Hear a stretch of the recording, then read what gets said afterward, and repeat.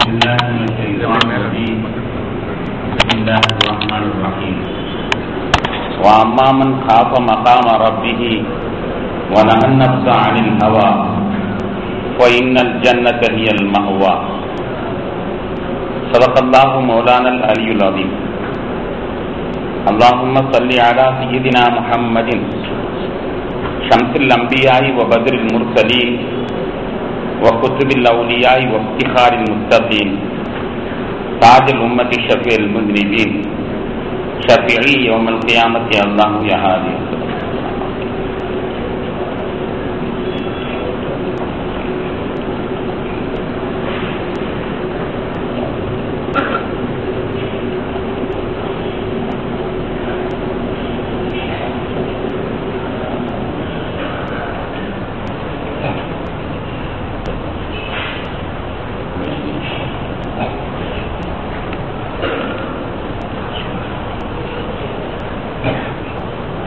கண்ணியத்திற்கும் மதிப்பிற்கும் உரித்தான பெரியோர்களே, சகோதரர்களே, அல்லாஹ்வின் பேரருளால் ரமதான் பிரிவின் 2வது நாள் தராவீஹ் தொழுகை நிறைவேற்றிவிட்டு அமர்ந்திருக்கிறோம். இந்த நன்னாட்களில் அல்லாஹ் தஆலா தன்னுடைய அடியார்களுக்கு வழங்குகின்ற அனைத்து நற்பாக்கியங்களையும் நம் அனைவர்களுக்கும் தந்தல் புரிவானாக.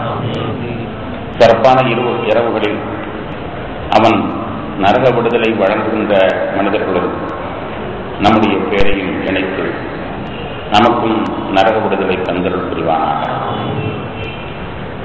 கணேசர்களே, இன்றைய சிந்தனைக்கு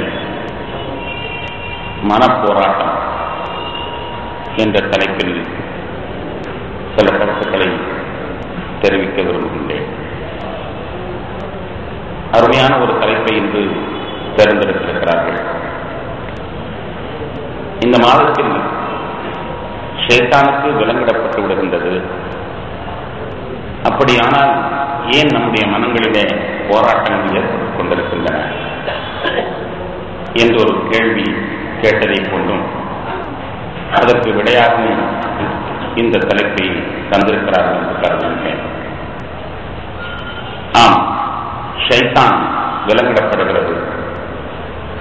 ஷைத்தான் என்பது இப்லீஸ் என்பது எக்ஸ்ட்ரா ஃபிட்டிங், பவரை அதிகமாக்குவதற்காக வேண்டி நம்முடைய டியூப் லைட்டுகளிலே ஒரு சோப்புக்கு பதிலாக 2 சோப்புகளை நாம் இணைக்கிறோம் என்று ஒன்று நம்முடைய செயல்பாடுகளில் தீமைகளை அதிகரிப்பதற்காக வேண்டி ஷைத்தான் நம்மோடு இணைக்கப்பட்டிருக்கிறார். அந்த ஷைத்தானை ரமதானுடைய மாதத்திலே கலத்தி விடப்படுகிறது. என்றாலும் கூட நம்மிடத்திலே உள்ள மனம் அது தன்னுடைய வேலையை செய்து கொண்டுதான் இருக்கிறது. ஆனால் நாள் ஆக ஆக அது தோல்வி அடைந்து முற்றிலும் சரணடைந்த நிலைக்கு மாறிவிடக்கூடும். அல்லாஹ் அப்படியாக்கி தந்தது புரிவானாக. மனிதனுடைய உடலிலே மனம் ஒன்று இருக்கின்றது. அது தீமையை ஏவுவதற்காக வேண்டி தன்னை தயார்படுத்திக் கொண்டிருக்கிறது. எனவே அந்த மனதனுடைய போராட்டம் என்பது நடைபெற்றுக் கொண்டே இருக்கிறது. ரமதானிலேயும் அதனுடைய போராட்டங்கள் தொடர்ந்து கொண்டிருக்கின்றன என்பது யதார்த்தமான உண்மையாகும். கண்ணியத்துக்குரியவர்களே, நபிகள் நாயகம் ஸல்லல்லாஹு அலைஹி வஸல்லம் ஒரு துஆ கற்றுத் தருவார்கள். அல்லாஹும்ம யா முகல்லிபல் குலூப் ஸப்பித் கல்பி அலா தீனிக. உள்ளங்களை ஆட்டி படைப்பவனே, மாற்றிக்கொண்டே இருப்பவனே, என்னுடைய உள்ளத்தை தீனின் மீது நிறைவேறச் செய்வாயாக என்று துஆ செய்யுங்கள் நபிகள் நாயகம் ஸல்லல்லாஹு அலைஹி வஸல்லம் அவர்கள் கற்றுத்தருவார்கள். நாம் அவ்வாறு துஆ செய்வதும் நம் மீது கடப்பாடாகும். உள்ளங்களை மாற்றி பறித்துக் கொண்டிருப்பவனே, என்னுடைய உள்ளத்தை நிலைப்படுத்துவாயாக என்று சொல்வதனுடைய பொருளே, உள்ளம் என்பது பல போராட்ட தளங்களிலே பயணித்துக் கொண்டிருக்கிறது. அதை அந்த போராட்டத்திலே தீனின் மீது அதை நிலைப்படுத்தி அருள் புரிவாயாக, தீனின் மீது நிறைப்படுத்தக்கூடிய அந்த சக்தி எனக்கு தந்தருள் புரிவாயாக என்று துஆ செய்யுங்கள் என நபிகள் நாயகம் ஸல்லல்லாஹு அலைஹி வஸல்லம் அவர்கள் சொல்வதிலிருந்தே இந்த உள்ளம் எவ்வளவு பெரிய போராட்டத்தில் போராடி கொண்டிருக்கிறது என்பதை துல்லியமாக சுட்டிக்காட்டுவதை போல் அமைந்திருக்கிறது. மேலும் நபிகள் நாயகம் ஸல்லல்லாஹு அலைஹி வஸல்லம் அவர்கள் மனதனுடைய போராட்டத்தை பற்றி சொல்லும் பொழுது ஒரு அற்புதமான உதாரணத்தை சொல்வார். திறந்த வழியிலே காற்று வீசிக் கொண்டிருக்கின்ற பொழுது மண் வெளியில் ஒரு தூசி அல்லது ஒரு இறகு கிடப்பதை போன்றாகும். அந்த காற்று அந்த இறகை வலப்பக்கமும் இடப்பக்கமும் பரட்டிக்கொண்டே இருக்கும் என்பதாக நபிகள் நாயகம் ஸல்லல்லாஹு அலைஹி வஸல்லம் அவர்கள் சொல்லி அதுதான் உள்ளம் என்று கூறினார். இந்த உள்ளம் என்பது அது அலைவாழ்ந்து கொண்டே இருக்கும். போராட்டத்தில் அது இழுத்தடிக்கப்பட்டு இங்கும் அங்கும் அங்கும் இங்குமாக எண்ணங்களுக்கு மத்தியில் இழுத்தடிக்கப்பட்டுக் கொண்டிருக்கும். எதை போன்றால் திறந்த மைதானத்திலே கிடக்கின்ற ஒரு துரும்பை போன்று ஒரு தூகியை போன்று என நபிகள் நாயகம் ஸல்லல்லாஹு அலைஹி வஸல்லம் அவர்கள் குறிப்பிட்டு காட்டுகிறார். கண்ணியத்திற்குரிய பெருமக்களே, இமாம் கஸ்ஸாலி ரஹ்மத்துல்லாஹி அலைஹி அவர்கள் உதாரணமாக சொல்வார்கள், தேனெடுத்த ஆசை தேனி குளவிந்தை கொட்டுக்கு பயந்தால் முடியுமா என்று கேட்பார். தேனெடுக்க ஆசை தேனியினுடைய குளவியின் கொட்டுக்கு பயந்தால் முடியுமா? தேன் எடுப்பவன் அந்த குளவிகள் கொட்டத்தான் செய்யும். கொட்டாமல் விட்டுக் கொண்டது நான் தேன் எடுக்கப் போகிறேன் என்று தகவல் அனுப்பினால் அது உடனே விலகிக் கொள்ளுமா?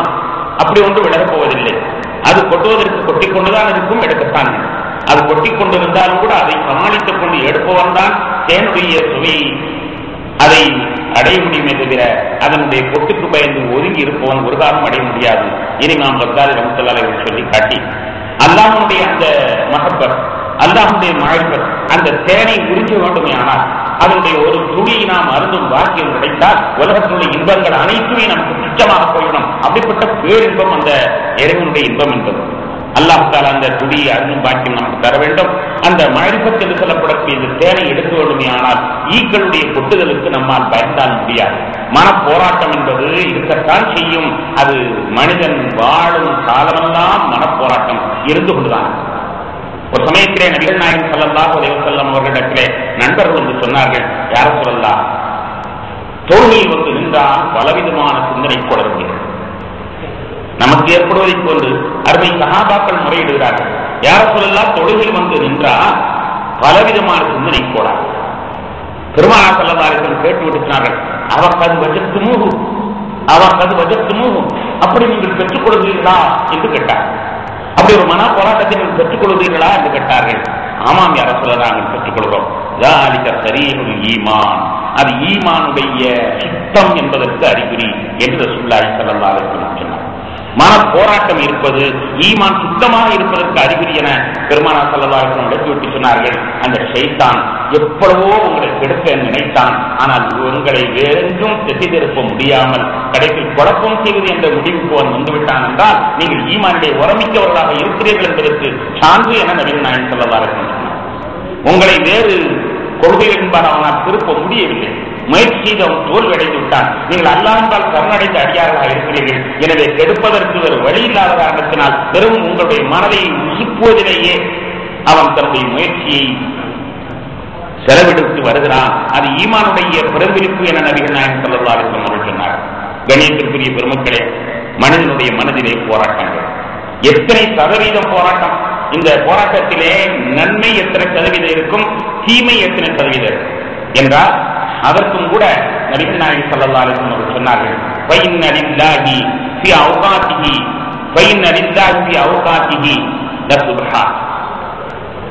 இறைவனுக்கு அவனுடைய நேரங்களிலே நல்ல காற்று வீசுகின்ற நேரமும் இருக்கிறது என நபிகள் நாயகம் ஸல்லல்லாஹு அலைஹி வஸல்லம் குறிப்பிட்டு காட்டுவார். ஒரு மனிதனுடைய மனது எப்பவுமே தீமையை சொல்லிக் கொண்டே இருக்கார். ஏதோ ஒரு நேரத்தில் ஒரு நன்மை என்று சொல்லும். மனிதனுடைய மனது எல்லா நேரத்திலுமே தீமையை சொல்லிக் கொண்டிருக்காது. ஒரு சமயத்திலே அவனுக்கு நன்மை அது ஏவும் செய்யும். அல்லாஹ்வுடைய அந்த அருள் காற்று என்பது சமயத்தில் வீசும். அடியார்களுடைய உள்ளங்களே சமயத்தில் வீசும். அப்படி வீசுகின்ற நேரத்தில் அவன் மிகப்பெரிய ஞானியாக ஆகுவான் என்று நபிகள் நாயகம் ஸல்லல்லாஹு அலைஹி வஸல்லம் குறிப்பிட்டு காட்டுகிறார். இதற்கு விளக்கம் சொல்லக்கூடிய பெருமக்கள் சொல்வார்கள், 9 எண்ணம் தீமையான எண்ணம் வந்தால் ஒரு எண்ணம் நல்ல எண்ணம். மஞ்சாபில் ஹசரத்தி பலவு அஷ்வ அம்சாரியா, யார் ஒருவன் ஒரு நல்ல காரியத்தை செய்தான் அவனுக்கு 10 நன்மைகள் கொடுக்கப்படுகிறது. ஒரு தீமையை செய்தால் ஒரு தீமைதான் எழுதப்படுகிறது. ஒரு தீமைதான் எழுதப்படுகிறது, நன்மைக்கு 10 தரப்படுகிறது. இப்படி கொடுக்கப்படுவதனுடைய சூட்சமம் என்ன என்றால் 9 நேரம் தீமையைத்தான் நமக்கு எண்ணம், ஒரே ஒரு நேரம் தான் அவனுக்கு நன்மை எண்ணம். அந்த 9ஐயும் முறியெடுக்க வேண்டும். ஆனால் அந்த 1க்கு 10 என்ற நன்மை கொடுத்து விட்டால் 9ஐ முறியெடுத்து விட முடியும் என்ற ரீதியில யார் ஒருவர் நல்ல காரியம் செய்தால் அவருக்கு ஒரு பாகம், ஒரு நன்மை செய்தால் அவருக்கு 1க்கு 10 என்றும் தீமைக்கு 1க்கு ஒன்றிலும் எழுதப்படுகிறது என நபிகள் நாயகம் ஸல்லல்லாஹு அலைஹி வஸல்லம் நமக்கு வலியுறுத்தி காட்டுகிறார். ஆக நம்முடைய மனம் என்பது 9 தீமைகளை ஏவுகின்ற பொழுது ஒரு நன்மை அது ஏவத்தான் செய்யும். இந்த நன்மைக்கும் தீமைக்கும் இடையில் ஏற்படக்கூடிய போராட்டம் பெரும் போராட்டம். ஏனென்றால் மனிதனுடைய படைப்பே வினோதமான படைப்பு. எதிரும் உயிருமான 2ஐ வைத்து அல்லாஹ் வேடிக்கை பார்க்கிறான் மனிதனுடைய உடலிலே. மலக்கள் என்று சொல்லப்படக்கூடியவர்கள் ஒரே திகை, இப்லீஸ் என்று சொல்லப்படக்கூடிய ஒரே திகை. தீமை என்றால் அந்த தீமை தான். மலக்கள் என்று சொல்லப்படக்கூடிய நன்மை என்றால் அவர் நன்மைதான். அவரிடத்தில் தீமையை நினைத்து கூட பார்க்க முடியாது. இரண்டுக்கும் மத்தியிலே மனிதனை அல்லாஹ் தஆலா ஒரு அபூர்வ படைப்பாக படைத்திருக்கிறான். இரண்டையும் ஒன்றாக வைத்து இதிலே இவன் மிஞ்சுகின்ற அந்த வெற்றி வாய்ப்பு கொடுக்கின்ற அவனை அல்லாஹ் தஆலா மிகப்பெரிய அன்புக்குரியவனாக, அவனுடைய அன்புக்கு பாத்திரமானவனாக தேர்ந்தெடுக்கிறான். இரண்டும் கலந்த ஒரு வினோத படைப்பு தான் மனிதன் என்பது. ரூஹானி என்று சொல்லப்படக்கூடிய ஒளி பொருந்தி அந்த ரூஹனுடைய சங்கமம் நம்மிடத்திலே இருக்கிறது. திருக்குறானில் அல்லாஹ் தஆலா சொல்லி காட்டுவான், என்னுடைய உயிரை, என்னிடத்தில் உள்ள உயிரை அவனுக்கு நான் ஊதுகிறேன், என்னிடத்தில் உள்ள உயிரை நான் அவனுக்கு ஊதுகிறேன் என்று அல்லாஹ் குறிப்பிட்டு காட்டி, ரூஹு என்று சொல்லப்படக்கூடியது ரொம்ப சுத்தமானது, நன்மையை தவிர எதுவும் ஏவாது என்ற நிலையில் உள்ளது. இன்னொன்று மனது. மனது என்பது நம்முடைய பிற கலப்புகளுடைய கூட்டம், பிற கலப்புகளுடைய கூட்டு. மனிதன் மண்ணினாலும் படைக்கப்பட்டிருக்கிறான். அதே நேரத்தில் ரூஹை அந்த மண்ணிலே ஊதப்பட்டிருக்கிறது. இஸ்லாமிய கோட்பாட்டின் பிரகாரம் ரூஹு தனியாக ஒன்றோடொன்று அறிமுகமாகி பேசிக்கொண்டு சிரித்துக் கொண்டு விளையாடிக்கொண்டு அவைகள் ஒட்டுமொத்தமாக கூட்டம் கூட்டமாக இருந்து கொண்டிருந்தன. அங்கு இருக்கின்ற ரூஹை பிடித்து அல்லாஹ் ஒரு சரீரத்திலே மண்ணினால் செய்யப்பட்ட முஸ்பாவினாலும் எலும்பினாலும் தசையினாலும் நரம்பினால் பின்னப்பட்ட ஒரு உடலிலே அல்லாஹ் அந்த ரூஹை கொண்டு வந்து தனிமைப்படுத்துகிறான். இந்த ரூஹு அந்த உடலிலே இருக்கிறது. சில காலம் கழிந்ததற்கு பின்னால் திரும்பவும் இந்த ரூஹை அதற்கு வெளிப்படுத்தி விடுகின்றார். வெளிப்படுத்தியதற்கு பிறகு அந்த ஆத்மா பரிசுத்தமான ஆத்மாக்களாக இருந்தால் பரிசுத்த ஆத்மாக்களோடு போய் சேர்த்துக் கொள்கிறது என்பது இஸ்லாத்தினுடைய நிலைக்கலனாகும். அப்படி ஒரு மனிதன் என்பவன் நன்மை தீமை இரண்டினுடைய கூட்டினால் உருவாக்கப்பட்டிருக்கிறான். கணேசத்திற்குரிய பெருமக்களே, நான் அடிக்கடி சொல்வதுண்டு, மனிதனிலே பஞ்சபூதங்கள் என்று சொல்லப்படக்கூடிய 5 கலப்புகள் ஒவ்வொரு பொருளிலும் இருப்பதை போன்று மனிதனிலும் இருக்கிறது. மனிதனிலே நெருப்பு இருக்கிறது, மனிதனிலே மண் இருக்கின்றது, மனிதனிலே காற்று இருக்கிறது, மனிதனிலே நெருப்பு, தண்ணீர், காற்று, மண் என்ற 4 கலப்புகள் இருக்கிறது. இந்த 4உடன் சேர்ந்து ஆத்மா என்னோடு சேர்ந்துதான் பஞ்சபூதம். ஒவ்வொரு பொருட்களும் உருவாகுவதாக இருந்தால் அதற்கு இந்த 5 மூலப்பொருட்கள் அவசியமாகும், பஞ்சபூதங்கள் என்று சொல்வார். அதுபோன்று மனிதனிலையும் இந்த கலப்புகள் இருக்கிறது. அந்த கலப்பு இருக்கின்ற காரணத்தினால் அது அவனை ஒரு விதமான தன்னுடைய இயற்கை சக்தியின்பால் அவனை கவர்ந்தெடுக்கும். உதாரணத்துக்கு சொல்ல போனால் மனிதனிலே நெருப்பு இருக்கிறது. நெருப்பு இருக்கிறது என்பதை நாம் சொல்லவும் தேவையில்லை. ஏனென்றால் அவன் மூச்சு விட்டாலேயே அந்த காற்றிலே உஷ்ணக்காற்று, அவனுடைய வயிற்றிலே குக்கரை விட வேகமாக வேக வைக்கக்கூடிய உஷ்ணம் இருப்பதாக விஞ்ஞானிகள் சொல்கிறார்கள். குக்கரிலே ஒரு அரிசியை போட்டு வேக வைப்பதற்கு எவ்வளவு நேரம் பிடிக்குமோ அதை விட குறைந்த நேரத்திலே நம்ம வயிற்றுக்குள் ஒரு அரிசியை போட்டால் அது அவ்வளவு சீக்கிரத்தில் வெந்துவிடுமா, அவ்வளவு உஷ்ணம் நம்முடைய உடம்பிலே இருக்கிறது. இந்த நெருப்பினுடைய கலப்பு மனிதத்தில் இருக்கின்ற காரணத்தினால் அது அவனை பெருமையின்பால் தூண்டிக்கொண்டே, எனக்கு நிகர் உண்டா என்று அவனை சொல்லும் நிலையிலே தேவனா. ஏனென்றால் அது நெருப்பினுடைய இயற்கை அப்படித்தான். நெருப்பு மேல் நோக்கி அது பறந்து கொண்டே, மேல் நோக்கி சென்று கொண்டே. நம்முடைய முன்னாள் ஜனாதிபதி அப்துல் கலாம் அவர்கள் அக்னி ஏவுகணை என்று ஒரு ஏவுகணைக்கு பேரிட்டார்கள். அக்னி ஏவுகணை என்று அதற்கு ஏன் பெயரிட்டார்கள் என்று சொல்லும் பொழுது அவர் சொன்னார்கள், அக்னி அது மேல் நோக்கி பரவக்கூடியது. என்னுடைய இந்த ஏவுகணை வெகு வேகமாக கடைசி எல்லை வரை போய் சென்றடைய வேண்டும் என்பதற்காக பெயரிட்டேன் என்று சொல்வார். அந்த நெருப்பினுடைய இயற்கை மேல் நோக்கி செல்வதுதான். அந்த மேல் நோக்கி செல்லக்கூடிய நெருப்பு மனிதனுடைய படைப்பிலே கலந்திருக்கின்ற காரணத்தினால் மனிதனிடத்தில் பெருமை என்பது இயற்கையிலேயே அவனிடத்தில் பொருந்துவிட்டது. அப்ப மனப்போராட்டத்திலே ஒன்று அவனை பெருமையின்பால் தூண்டிக்கொண்டே, நமக்கு நிகராகுமா, நாம் ஏன் அவனுக்கு பணிந்து செல்ல வேண்டும், நமக்கு நிகராகுமா, நாம் ஏன் அவனிடத்தில் பணி செல்ல வேண்டும் என்று அந்த பெருமை மனிதனிடத்திலே நிறைந்திருப்பதை நாம் காணலாம். கணேசத்திற்குரிய பெருமக்களே, சாதாரணமாக ஒருவன் தொடைத்து துப்புரவு செய்து கொண்டிருக்கிறான், துப்புரவு பணியாளர். அவனிடத்தில் போய் என்னப்பா நல்லா கூட்டு நல்லா பெருத்து என்று சொல்லி பாருங்கள். உடனே அவன் என்ன சொல்லுவான், என்ன ஐயா என்ன பார்த்து இப்படி கேட்கிற? நான் எங்க அப்பா பாட்டனாகத்திலிருந்து இந்த தொழிலை செஞ்சுட்டு இருக்கேன், என்ன பார்த்தா இப்படி கேட்கிறேன் என்று பெருமைக்கு உச்சாணிக்குள்ளே அவன் ஏறிப்பான். எனக்கு தெரியாது உண்டா என்று சொல்லுவான். சராசரி தோட்டியிலிருந்து தொண்டமான்றை அத்தனை பேர்களும் தங்களை தாழ்த்துவதை விரும்பவே மாட்டார். சாதாரணமாக ஒருவனை பார்த்து முட்டாளுக்கு சொல்லிப்பார்கள், என்னப்பா இருக்கிறது என்று தலையை கவிழ்த்துக் கொண்டு செல்வானா? யாராக இருக்கட்டும் முட்டாளுக்கு சொல்லிப்பார்கள், அறிவில்லாத தன்மை என்றிலும் இருக்கிறது என்று சமாளித்துக் கொண்டு எவனால் சொல்லுவானா? உடனே அவனுக்கு வந்துவிடும் கோபம் நரம்பெல்லாம் உடைத்து செல்லும். இந்த இயற்கை மனிதனிலே அந்த பெருமையின்பால் தூண்டக்கூடியதாக அமைந்திருக்கிறது. எதை சொன்னாலும் நான் ஏன் அவனுக்கு படித்து போக வேண்டும் என்று அவன் ஒரு பக்கத்தில் இழுத்துக் கொண்டிருக்கின்ற வேளையில அதற்காக வேண்டித்தான் தொழுகை கடமையாக்கப்பட்டிருக்கிறது.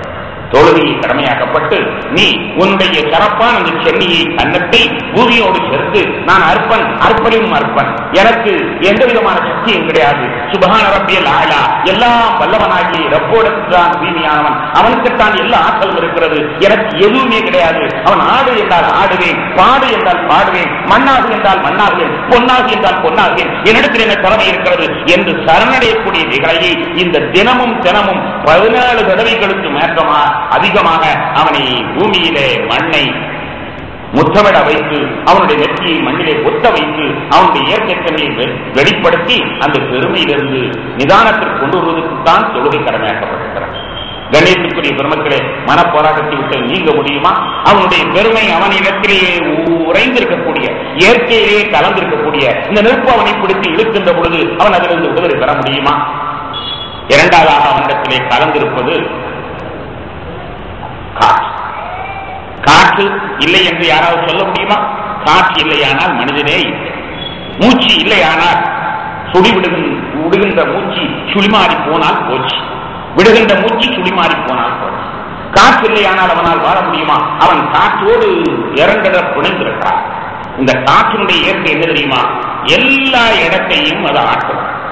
புகுதாத இடமே கிடையாது, கொட்டி வைக்காத இடமே கிடையாது. இந்த காற்றில் ஒரு சின்ன பாத்திரை வைக்கிறீர்கள், அதற்குள்ளும் நுழைந்து, ஒரு சின்ன வளைந்த துவாரத்தை வைத்துக் கொள்கிறீர்களா, அதற்குள்ளும் நுழைந்து கொள்ளும். காரியானமே இடமில்லாத அளவிற்கு எல்லாம் வேணும் வேணும் வேணும் வேணும் என்று அந்த காற்று எல்லாத்தையுமே ஆட்கொள்கின்ற தன்மை இது மனிதனிலே இருக்கிறது, மனிதனுடைய களத்திலே இருக்கிறது. மனிதனுடைய அந்த இயற்கை அவனை படைக்கப்பட்ட அந்த தன்மையிலேயே அந்த காற்று கலந்திருக்கிறது.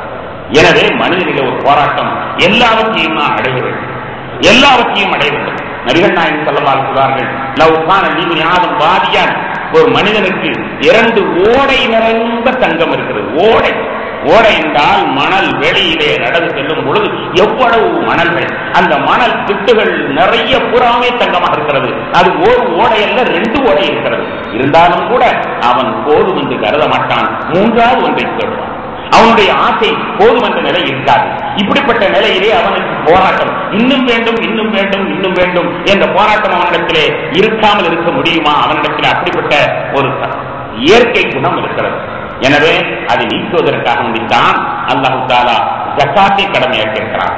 போதும், உன்னுடைய வருமானத்திலே நீ உழைத்து தேடிய இந்த சம்பாத்தியத்திலே 2.5% நீ ஒதுக்கிவிடு என்று சொல்கின்ற அந்த இல்லை, அந்த காற்றை முறியடிப்பதற்காக வேண்டித்தான் அல்லாஹ் தஆலா இந்த நோன்பை கடமையாக்கியிருக்கிறான்.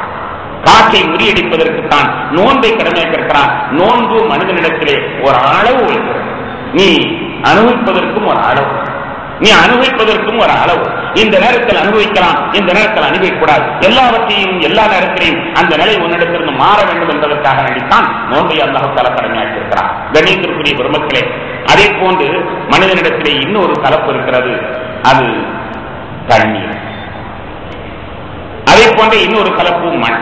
இந்த மண்ணினுடைய இயற்கை என்ன தெரியுமா? அது அப்படியே புதைய வைத்துக் கொள்ளும். மண் அப்படியே புதை வைத்துக் கொள்ளும். இந்த மண்ணுக்குள் எவ்வளவு செல்வங்கள் புதைந்திருக்கிறன என்று கண்டுபிடித்திருக்கிறார். இந்த பெட்ரோல் 100-200 வருடங்களுக்கு முன்னால் இருந்தது யாருக்காவது தெரியுமா? ஈயம் உள்ளே இருந்தது யாருக்காக தெரியுமா? எவ்வளவு தங்கங்களை அதை மடக்கி வைத்திருக்கிறது, எவ்வளவு வெள்ளிகளை அதை மடக்கி வைத்திருக்கிறது. இந்த மண்ணினுடைய இயற்கை ஆயிரக்கணக்கான வருஷங்களாக மடக்கி வைத்திருக்கிறது. இன்னும் எவ்வளவு வளங்களை மடக்கி வைத்திருக்கிறதோ தெரியாது. நபிகள் நாயகம் ஸல்லல்லாஹு அலைஹி வஸல்லம் சொல்வார்கள், கியாமத் நாள் வருகின்ற பொழுது பூமி மறைத்து வைத்திருக்கின்ற எல்லா கனிமங்களையும் வெளியில் கட்சிவிடும். பெரிய தூண்களாக பாலங்களாக தங்கைகள் புராத் நதியினுடைய கரையிலே கிடக்கும்.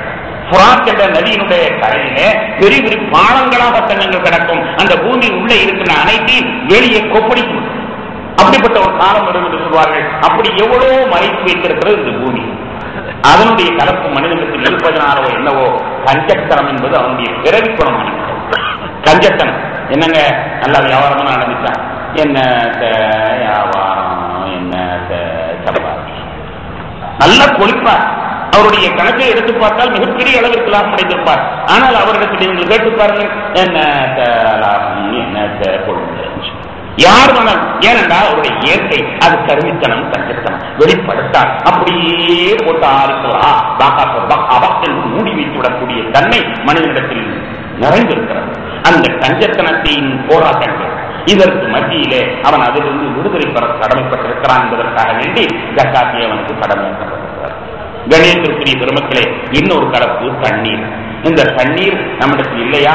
இல்லை என்றால் உடனே அழுது தீர்த்து விடுவார்கள், தண்ணீராக கொட்டி விடுவார்கள். தண்ணீருடைய இயற்கையை காட்டுவதற்காக கண்ணீரில் இருந்து, சிறுநீரில் இருந்து, வேர்வை துளிகளில் இருந்து எவ்வளவு நீர்கள் நம்முடைய உடம்போடு சங்கமமாக இருக்கின்றன. அந்த நீரினுடைய கலப்பு அது தன்னுடைய இனம், தன் தொழில், தன் மக்கள், தன் சொந்தம், தன் நாடு, தன் மொழி, என் தன் குடும்பம் என்ற தன் என்ற நிலைக்கு அவனை ஆளாக்கி விடுகிறது. தண்ணீரை ஊற்றி பாருங்கள், சர்வ என்று பூமியை நோக்கி கீழே செல்லும். எங்காவது தண்ணி கிடக்கிறார்களோ அவர்களோடு சேர்ந்து. அப்படி யாரும் இல்லையா, இன்னும் கொஞ்சம் கீழே செல்லும். எங்காவது தண்ணீர் கிடந்தால் அந்த தண்ணீரோடு அது போய் சேரும். தன்னுடைய இயற்கை தண்ணீரோடு கலந்துவிடக்கூடிய இயற்கை தண்ணீருடைய இயற்கையாக இருக்கிறது. தன் இனம் அதுதான் மனிதனிடத்திலே நிரம்பி இருக்கிறது. தன் குடும்பம் வாழ வேண்டும், தன் மொழியினர்கள் என்றால் அதன் மீது பற்று, தன் நாட்டின் மீது ஒரு பற்று, தன்னுடைய ஊர்க்காரர்கள் மீது ஒரு பிரியம் என்பதை நாம் பார்க்கிறோமே. இதை நீக்குவதற்காக தான் ஹஜ் என்பது கடமையாக்கப்பட்டிருக்கிறது. மகா பெரு உள்ளத்திலே லபைக் அல்லாஹும்ம லபைக் லபைக் லா ஷரீக லக லபைக் இன்னல் ஹம்த வ நிஅமத லக்கல் வலா முல்க லா ஷரீக லக் என்று சொல்லப்படுகிற ஓங்காரமான அந்த தல்பியாவை முடிந்து கொண்டு ஜன சமுத்திரத்திலே அவன் கலந்து கொள்கிறான். எத்தனை விதமான மக்கள், எத்தனை விதமான தோற்றங்கள், எத்தனை மொழி பேசக்கூடியவர்கள், எத்தனை நாட்டவர்கள், எல்லாம் அல்லாஹ்வுடைய அடியார். அல்லாஹ்வுடைய அடியார் என்ற வித்தியாசத்தை தவிர என்ற பெயரை தர வேறு எதுவும் இருக்காது. அங்கே இரண்டு நபர்கள் தான் அரபாத் மைதானத்தில், வேறு எல்லாம் காணாமல் போயிடுவார். அரபாத் மைதானத்திலே இரண்டு நபர்கள் தான், மற்ற எல்லாம் காணாமல் போயிடுவார்கள். ஒன்று அல்லாஹ், மற்றொன்று அடியார். அந்த அடியார்கள் அத்தனை பேர்களும் மனம் குலுங்கி அழுகின்ற காட்சி. அங்கே மொழி வித்தியாசம் இருக்காது, என வித்தியாசம் இருக்காது, நிற வித்தியாசம் இருக்காது. அத்தனை பேர்களும் அது மிகப்பெரிய ஜன சமுத்திரத்திலே அவனை கலக்க செய்து அவனுடைய இயற்கைக்கு மரண அடி கொடுத்தாகிறது. நீ தன் தன் தன் என்று நினைக்காதே, வெறும் அடியான் என்ற சமுத்திரத்தில் நீ கலந்து கொள், அல்லாஹ்வுடைய அடியான் என்ற ரீதியிலே ஒவ்வொன்றையும் நோக்கு என்று சொல்கின்ற அந்த அற்புதமான பண்பாடை நமக்கு தரப்படுகிறது. கணியத்திற்குரிய பெருமக்களே, எதற்கு சொல்கிறேன் என்றால், மனிதனிலே கலந்திருப்பது ரெண்டு. ஒன்று நூறானியத்தில் சொல்லப்படுகிற இறைவனுடைய ரூஹ். அந்த ரூஹ் நன்மையவே ஏவிக்கொண்டிருக்கின்ற அந்த வேளையில ஒன்றுக்கு நாலு இருக்கிறது. பெருமை அவனை பிடித்து இழுக்கும், கருமித்தனம் அவனை பிடித்து இழுக்கும், தன் பற்று என்பதை அவனை பிடித்து இழுக்கும். இப்படியாக பல தண்ணிகள் பல கலப்பொழின் காரணமாக அவனை பிடித்து இழுக்கின்ற பொழுது அதிலிருந்து அவன் மிஞ்சுவது சிரமமான காரியம் தான், அந்த மனப்போராட்டம் தான். அதற்குத்தான் நாம் மனப்போராட்டம் என்று சொல்லுகின்றோம். கண்மணி நாயகம் ஸல்லல்லாஹு அலைஹி வஸல்லம் அவர்கள் இந்த மனப்போராட்டத்தை பற்றி பல சந்தர்ப்பங்களை நமக்கு விளக்கி காட்டுகிறார். கணியத்திற்குரிய பெருமக்களே, ஞானிகளுடைய அந்த மனப்போராட்ட கதைகளை எல்லாம் இங்கே சொல்வதற்கு முன்னால் சராசரி நமக்கு ஏற்படுகின்ற ஒரு சில மனப்போராட்டத்தை நாம் எண்ணி பார்க்க வேண்டும். உதாரணமாக தொழுகைக்காக நாம் செல்கிறோம் என்று வைத்துக் கொள்ளுங்கள். தூங்கிக் கொண்டிருக்கிறோம், நம்மை எழுப்பப்படுகிறது, தொழுகைக்காக வேண்டும் என்ற ஆசை இருக்கிறது. இருந்தால் அந்த நேரத்தில் எவ்வளவு பெரிய மனப்போராட்டம் தெரியுமா? தொழுகைக்காக நாம் எழுந்திருக்கின்ற பொழுது எவ்வளவு பெரிய மனப்போராட்டம். ஏன் கொஞ்ச நேரம் கழித்து தொழுதால் என்ன, ஏன் தலா என்று ஒன்று இருக்கத்தானே செய்கிறது. நம்முடைய உடம்பையும் நாம் கவனிக்கத்தானே வேண்டும். ஐனிக்க ஹக்கன் வழி நப்சிக்க அரைக்க ஹக்கன், உன்னுடைய சரீரத்திற்கு உரிமை இருக்கிறது, உன் கண்ணுக்கு உரிமை இருக்கிறது என்று நபிகள் நாயகம் ஸல்லல்லாஹு அலைஹி வஸல்லம் சொல்லித்தானே இருக்கிறார்கள். எனவே அதற்கும் ஓய்வு கொடுக்கத்தானே வேண்டும். எனவே தொழுகை பின்னால் தொழுது கொண்டால் என்ன என்றெல்லாம் சொல்லி நம்முடைய மனப்போராட்டம் எவ்வளவு இழுக்கடிப்பு பின்னால் நாம் எடுத்துவிட்டு தொழுகை என்று வரும்பொழுது நமக்கு எவ்வளவு பெரிய மனப்போராட்டம். தொழுகைத்தான் இருக்கின்ற பொழுதோ சொல்லவே தேவையில்லை, தொழுகைத்தான் இருக்கின்ற பொழுதோ சொல்லவே தேவையில்லை. உலகில் உலாவிக் கொண்ட ஷைத்தான் நம்முடைய தலையிலே வந்து ஏறி அமர்ந்து விடுகிறார். உலகிலே உலாவிக் கொண்டிருந்த ஷைத்தான் நம்முடைய தலையிலே வந்து ஏறி அமர்ந்து கொண்டு இதை நினைத்துப்பார், அதை நினைத்துப்பார், அதை நினைத்துப்பார் என்று சொல்லுகின்ற பொழுது நாம் நம்முடைய ரூஹானிய கருதியிலே நான் அல்லாஹ்வோடு ஒன்று போகிறேன், இந்த எண்ணம் எல்லாம் வராதே, அந்த எண்ணம் எல்லாம் வராதே, அந்த எண்ணம் எல்லாம் வராதே, இந்த எண்ணம் எல்லாம் வராதே என்பதாக இவன் இப்படி இப்படி தட்டிவிட்டுக் கொண்டிருந்தாலும் கூட நேரடியாக அல்லாஹ்வை எண்ண வேண்டும் என்ற ரூஹானியத்து அது பலவீனப்பட்டு விடுவதை நாம் கண்டு கொண்டிருக்கிறோம். ஒருவன் ஒரு ஆற்றிலே தெரியாதனமாக நீச்சல் தெரியாமல் உள்ளே நுழைந்து விட்டான். கடலிலேந்து வைத்துக் கொள்கிறேன், தடுமாறுகிறான், காப்பாற்றுங்கள் காப்பாற்றுங்கள் என்று குரல் கொடுக்கிறான். கொஞ்ச நேரத்தில் அவனை யாரும் காப்பாற்றவில்லை, ஆனால் அவன் அந்த தண்ணீருக்குள் மூழ்கி இறந்து போயிடுவான். இந்த நிலை. அந்த நேரத்திலே வேகமாக ஒருவன், ஒரு சாதாரண மீன் பிடிப்பவன் வந்து அவனை காப்பாற்றி வெளியில் கொண்டு வந்து வயிற்றை அமுக்கி விட்டு தலைகளை சுத்த வைத்து அந்த தண்ணீரை பூரா வெளியாக்கி அவனை காப்பாற்றினான். காப்பாற்றிய உடனே அவன் சொன்னான், நீ என் உயிரை காப்பாற்றி விட்டாய், நீ இல்லையானால் நீ செத்து தொலைந்திருப்பேன், நீ என்னுடைய வீட்டுக்கு வா, நான் உனக்கு வேண்டிய வசதிகளை செய்து தருகிறேன், என் வீட்டுக்கு வா, நான் உனக்கு வேண்டிய வசதிகளை நான் செய்து தருகிறேன் என்று அவன் மீது நன்றி பெருக்கோடு அவன் சொல்கிறான். தன்னிடத்தில் ஒன்றுமில்லாத காரணத்தினால் வீட்டுக்கு வா என்ற அட்ரஸையும் கொடுத்து வீட்டுக்கு வர சொன்னான். அந்த நேரத்தில் அவனுடைய மனதிலே தன்னுடைய சொத்து அனைத்தையும் அவனுக்கு கொடுத்தாலும் தரும், ஏனென்றால் இவன் தான் உயிர் பிச்சை அளித்திருக்கிறான், இவன் மட்டும் நமக்கு உயிர் பிச்சை அளிக்கவில்லை, ஆனால் நம்முடைய சொத்து சுகங்கள் என்ன செய்ய என்று எண்ணி அவனுக்கு மிகப்பெரிய ஒரு சன்மானத்தை கொடுக்க வேண்டும் என்று மனதிலே திட்டமிடுகிறான். திட்டமிட்டு வீட்டிற்கு சென்றுவிட்டான். இந்த மீனவன் தன்னுடைய வேலைகள் எல்லாம் முடித்துவிட்டு மாலை நேரத்தில் வீட்டுக்கு போனான். வீட்டுக்கு போன கதவை தட்டினான். தட்டிய உடனே மனம் மாறி விடுகிறது. யாரது என்று கேட்கிறார். யாரது என்று கேட்ட உடனேயே மீன்காரனுக்கு ஆஹா, அதற்குள்ள ஆள் மாறிவிட்டாரே என்று எண்ணம் வருகிறது. இருந்தாலும் தான் சாப்பாடு, ஓ நீங்களா வாருங்கள் என்று உட்கார வைத்தான். உட்கார வைத்து அவனுக்கு ஒரு பெரிய சன்மானம் கொடுக்கலாம் என்று உள்ளே சென்றார். வெட்டியை திறக்கும் பொழுது ஒரு 10,000 ரூபாய் கொடுப்போம் என்று எண்ணுகிறான். மனம் போராட்டம். 10,000 ரூபாய் கொடுக்க வேண்டும் என்று சொல்லும் பொழுது அவனுடைய மனது போராடுகிறது. ஏப்பா ஒரு 5 நிமிஷம் வேலை பார்த்துருப்பானா, பகல் பூரா அவன் கடல்ல இருந்தாலும் அவனுக்கு கிடைக்கிறது 50 அல்லது 100 தான். ஒரு 5 நிமிஷம் உனக்கு காப்பாற்றுறதாலும் வச்சு முடிப்பானா, இவனுக்கு ஏன் 10,000 ரூபாய் கொடுக்கணும்? அவனுடைய மனது அவனோடு போராடுகிறான். சரி வேண்டாம், ஒரு 1000 ரூபாய் கொடுக்கலாம் என்று பெட்டியை திறக்கிறான். திறந்து ஒரு 1000 ரூபாய் எடுப்பதற்காக முனைகிற பொழுது மீண்டும் அவனுடைய மனது அவனிடத்தில் கேள்வி கேட்கிறது, போராடுகிறது. எதுக்கு போய் 1000 ரூபாய் கொடுக்கிறான்? 1000 ரூபாய்க்கு அவன் என்ன பெரிய வேலை செஞ்சுட்டான்? அவன் செஞ்ச வேலை 5 நிமிஷம் தான். காப்பாற்றிருக்கலாம், ஏதாவது செஞ்சிருக்கலாம். அவன் செஞ்ச சாதாரணமாக அவன் மீன் பிடிப்பவன், சாதாரணமாக அவன் கடலிலே குதித்து விளையாடுபவன், சாதாரணமாக நீச்சல் அடிப்பவன். இன்னைக்கு நீச்சல் அடித்திருக்கிறான், நமக்காக ஒரு சின்ன நீச்சல், அதுக்காக 1000 ரூபாய் கொடுக்க வேண்டுமா என்று சொல்லி 10 ரூபாயை நிர்வாகம் ஊறிக்கொண்டு வந்து கையிலே கொடுத்தான். இந்த மீனவனுக்கு எப்படி இருக்கும்? இது சாதாரணமான ஒரு நிகழ்ச்சி என்றாலும் கூட அந்த நல்ல காரியங்கள் செய்ய முற்படுகின்ற பொழுது நம்முடைய மனது நம்மை எவ்வளவு பெரிய போராட்டத்திற்கு ஆளாக்குறது தெரியுமா? ஏனென்றால் இயற்கை கஞ்சம் மண்ணினால் படைக்கப்பட்டது. அந்த கஞ்சத்தினுடைய போராட்டத்திற்கு மத்தியிலே இவன் விடுதலை வருகிறான் என்றால் உண்மையிலேயே மிகப்பெரிய புனிதமான ஒரு. அது மட்டுமல்ல, எத்தனையோ இதனால் அபூ ஹனீஃபா ரஹ்மத்துல்லாஹி அவர்கள் ஒரு சமயத்திலே அவருடைய வியாபார ஸ்தலத்திலே அமர்ந்திருக்கிறார்கள். இமாம் அபூ ஹனீஃபா ஒரு சிறந்த செவிழ் வியாபாரி. அவர் தன்னுடைய கடையை அமர்ந்திருக்கும் போது ஒருவர் வந்து ஒரு காரியமாக உதவி கேட்கிறார். அப்பொழுது திடீரென்று அவர்கள் இடதுகையினால் எடுத்துக் கொடுக்கிறார். இடதுகையினால் எடுத்துக் கொடுக்கிறார். வந்தவருக்கு சங்கடம். பெரிய மனுஷன் வாழ்த்தி தன்னுடைய வலதுகரத்தினால் தந்தால் அல்லவா அது அந்த காரியம் சிறப்பாக நடக்கும். வாழ்த்தி வலதுகரத்தினால் எடுத்துக் கொடுத்தால் அல்லவா சிறப்பாக நடக்கும். அப்படி இல்லாமல் இடதுகரத்தினால் தருகிறாரே என்று வந்தவருக்கு சங்கடம். மனதிலே சங்கடம் இருப்பதை அவருடைய முகம் காட்டி கொடுத்து விட்டார். முகத்தினுடைய கேள்வியை புரிந்து கொண்ட இமாம் அபூ ஹனீஃபா ரஹ்மத்துல்லாஹி இருக்கிறார்கள். ஒன்றும் வருத்தப்பட்டுக் கொள்ளாதீர்கள். நான் பணம் நீங்கள் கேட்ட உடனே உதாரணமாக ஒரு தொகையை ஒரு 10,000 ரூபாய் கொடுப்பது என்று நான் முடிவு செய்துவிட்டேன். முடிவு செய்ததற்கு பின்னால் வலது கையை மாற்றி அப்படி முடிவு செய்யும் பொழுது என்னுடைய பணப்பை இடது கையின் பக்கத்தில் இருக்கிறது.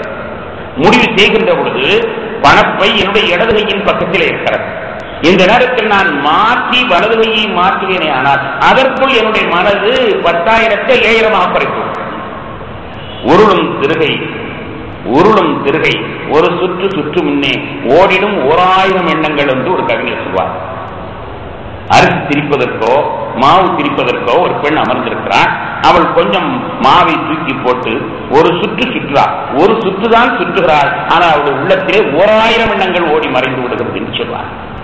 அதுபோன்று முகல்லிபல் குழு, யா முகல்லிபல் குழு, உள்ளங்களை ஆட்டி படைப்பவனே, உலகத்தினுடைய உள்ளங்களை எல்லாம் 2 விரல்களுக்கு மத்தியில் வைத்து ஆட்டி படைத்துக் கொண்டிருக்கக்கூடிய ரப்பே, என்னை நல்ல காரியத்தின் மீது நிலைப்படுத்து என்று கேளுங்கள் என்ற நபிகள் நாயகம் ஸல்லல்லாஹு அலைஹி வஸல்லம் சொல்கிறார்களே, அதை நினைவுபடுத்தும் முகமாக சொல்கிறார்கள். வலது கைக்கு நான் மாற்றுவேனே, ஆனால் கொடுக்கின்ற அந்த பணத்தை வலதுகையினால் கொடுக்க வேண்டும் என்று நான் எண்ணுவேனே, ஆனால் அதற்குள் என்னுடைய மனது மாறிவிடும். மாறிவிடுவதற்கு முன்னாலேயே கொடுத்து விடுவோம் என்று இடதுகையினால் நான் கொடுத்து விட்டேன், தவறாக எண்ணாது.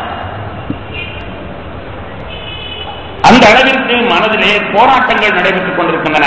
நல்லதை கொடுக்க வேண்டும் என்று நினைக்கின்ற பொழுதும், அல்லது நற்காரியங்கள் என்பால் நாம் ஈடுபட வேண்டும் என்று நினைக்கின்ற பொழுதும் நம்முடைய போராட்டங்கள். ஆனால் அந்த போராட்டங்களிலே வெற்றி பெறுபவர்கள், நிச்சயமாக வெற்றி பெறுபவர்கள் இருக்கத்தான் செய்வார்.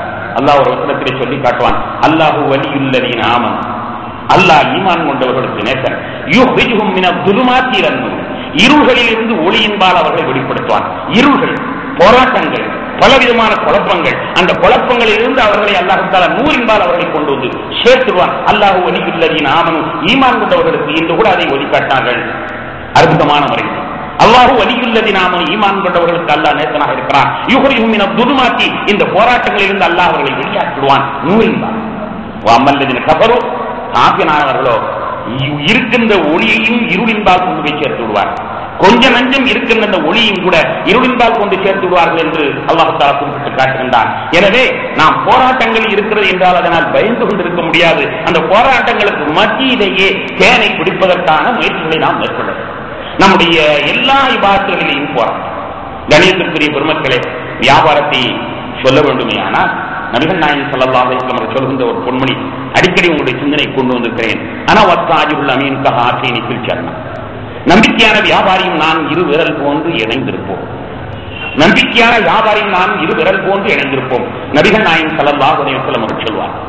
பெருமானார் ஸல்லல்லாஹு அலைஹி வஸல்லம் அவர்கள் ஒரு வியாபாரியை, வியாபாரமே தொழிலாக கொண்டவரை 2 விரல் போன்று நான் அவரை பக்கத்தில் அமர வைத்திருப்பேன் என்று சொல்கிறார். அப்படி சொல்லும்போது சொல்லுவது பழக்கம், நானும் ஆலிம் சாவும் 2 விரல் போன்று இணைந்திருக்கிறோம் என்று நபிகள் நாயகம் ஸல்லல்லாஹு அலைஹி வஸல்லம் சொன்னதாக தெரியவில்லை. நானும் ஆலிம் சாவும் 2 பேரும் 2 விரல் போன்று இணைந்திருப்போம் என்று சொன்னதாக தெரியவில்லை. காரணம் என்ன என்றால், அவர் அதைதான் சொல்கிறார். அவர் தொழுகை நடத்துவது, நல்லவர்களிடத்தில் பேசுவது, பெரிய மனிதரிடத்தில் உரையாடுவது, குர்ஆன் ஓதிக்கொண்டிருப்பது, பேசுகின்றது, சந்திப்பது எல்லாமே நல்லவர்கள். ஆனால் இந்த வியாபாரி அப்படி அல்ல. அவன் தொழில் செய்கின்ற இடம் இருக்கிறதோ 1ஆம் நம்பர் போக்கின் தனமான இடம். நாம் பார்க்கக்கூடிய இந்த கடவிதி அல்ல. ஆன்மீக ரீதியிலே பெருமானார் சொல்வார்கள், பூமியிலேயே மட்டமான பகுதி கிடைக்கும். பூமியிலேயே மட்டமான பகுதி கிடைப்பது ஷைத்தான் உலா வருகிறார். ஷைத்தான் உலா வருகிற இடத்திலே இவன் உலா வருகிறான். அவன் செய்கின்ற தொழிலோ கலப்படம் இல்லாமல் வியாபாரம் இல்லை என்று சொல்லுகின்ற அளவிற்கு பாவத்தின் ஒட்டுமொத்தமான தொழில். அப்பிச்சாறு பிச்சாரும் வியாபாரிகள் அனைவர்களும் பாவிகள். பெருமானார் ஸல்லல்லாஹு அலைஹி வஸல்லம் சொல்லி காட்டுகின்ற பொன்மொழி, அப்பிச்சாறு பிச்சாரும் வியாபாரிகள் அனைவர்களுமே பாவி. ஆக பாவிகள் செய்கின்ற தொழில், நடமாடுகின்ற இடமும் தொழில் செய்கின்ற இடமும் மோசமான இடம். இந்த இடத்தில் அவன் எவ்வளவு போராட்டத்திற்கு மத்தியிலே அவன் நம்பிக்கையானவனாக நடக்கிறான், நாணயமானவன் நடக்கிறான். அவனுக்கு நான் பரிசில் தர வேண்டாமா? நிச்சயமாக அவனுக்கு பரிசில் தர வேண்டும். எனவே அவனை நான் என்னோடு 2 கலந்து சொர்க்கத்திலே உட்கார வைத்துக் கொள்கிறேன் என்று நபிகள் நாயகம் ஸல்லல்லாஹு அலைஹி வஸல்லம் அந்த பெருமையான வார்த்தையை சொல்கிறார்.